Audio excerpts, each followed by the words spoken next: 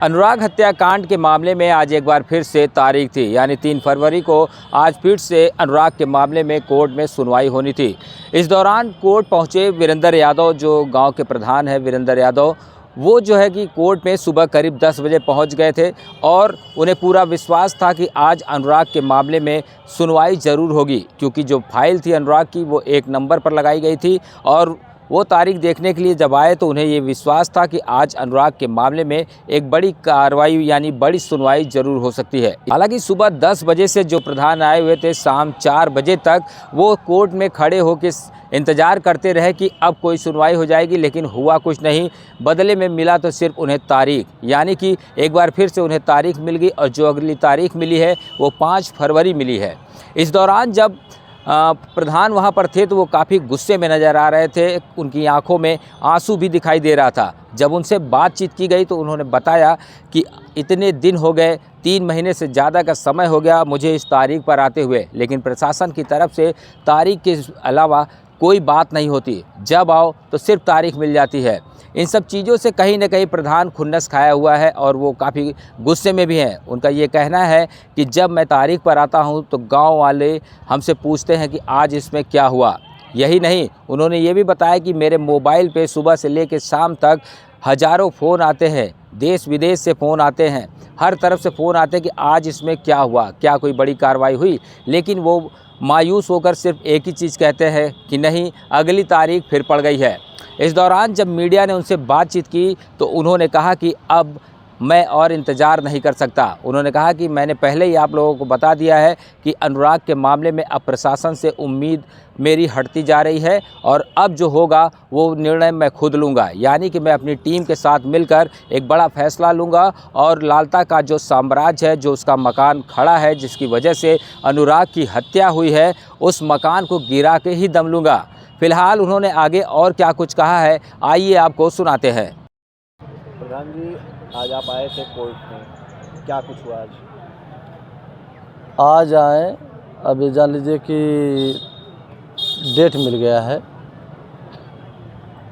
5 फरवरी को। क्या कुछ बताया गया?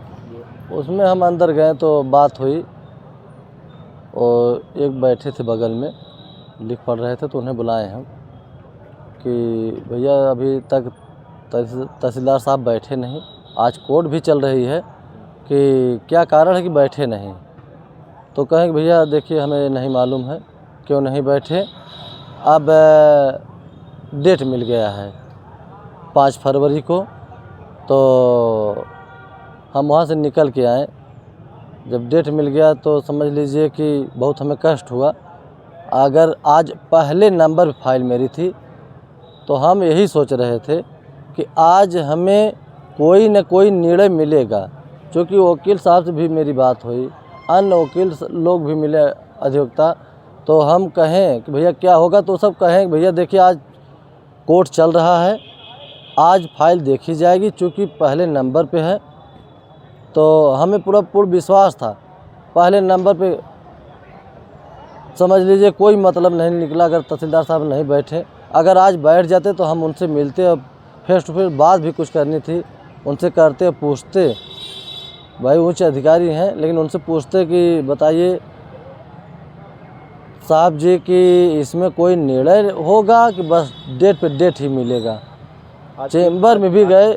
आज फिर मायूसी आपके हाथ लगी है? ज़रूर, बहुत मायूसी है। हम ही को नहीं, हमारे पूरे देश विदेश प्रदेश पूरे भारत को कह रहे हैं कि सबको ये सुनने पे सब इंतज़ार करते हैं, अपना जो है ड्यूटी छोड़ बैठते हैं, सोचते हैं कि न्याय मिलेगा, क्या होगा, आज न्याय मिलेगा।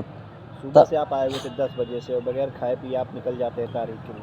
आज भी 10 बजे से आए थे और तकरीबन कितने घंटे आपको बैठना पड़ा, इंतज़ार करना पड़ा, उसके बाद जो है आपको तारीख मिल जाती है अगली? देखिए, इस समय हम 10:05 पे आए थे और इस समय आप देख लीजिए 1:46 हो गया।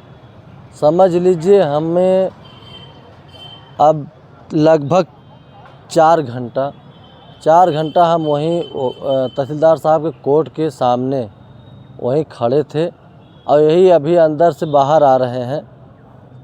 तो यहाँ पे मतलब समझ लिए कि 1% का हमें कुछ अथवा मिला नहीं। हम जिस तरह से आस लगा के बैठे थे और वहाँ खड़े थे बाहर कोर्ट के, लेकिन अभी तक यही मिला, क्या मिला कि हमें डेट मिला। अब क्या अगला कदम आपका क्या रहेगा? जिस तरह से तारीख में आपने कहा था कि उसके बाद हम बैठक करेंगे, तो क्या उसके लिए आप कदम आगे बढ़ाएंगे? देखिए हमारी फाइल तैयार हो रही है, ये हम कह रहे हैं कि वो चीज़ अगर तहसीलदार साहब नहीं कर पाएंगे तो हम अपनी समिति बैठक करके सदस्यों को बैठ के अपना ग्राम सभा पूरा लेके अन्य ग्राम सभा को लेके वो एक एक ईंटा उखड़वा के फेंकवा देंगे, लेकिन कैसे उसमें नियम से कानून से काम करेंगे हम, ताकि वो कहीं अगर दीवानी जाए, चाहे कचहरी जाए और चाहे हाई कोर्ट जाए, क्योंकि हम अपना जो कानून से चलेंगे तो हम अपनी फाइल तैयार करेंगे, तो चाहे जो करना चाहेंगी वो सरकारी ज़मीन है, वो फाइल उनके फाइल में हम अपना फाइल पेश करेंगे। महोदय कोई जज भी बैठेगा तो उस फाइल को जब देखेगा खतौनी में कि वो ग्राम समाज बंजर सरकारी ज़मीन है, तो इनकी फाइल हर जगह फेल हो जाएगी।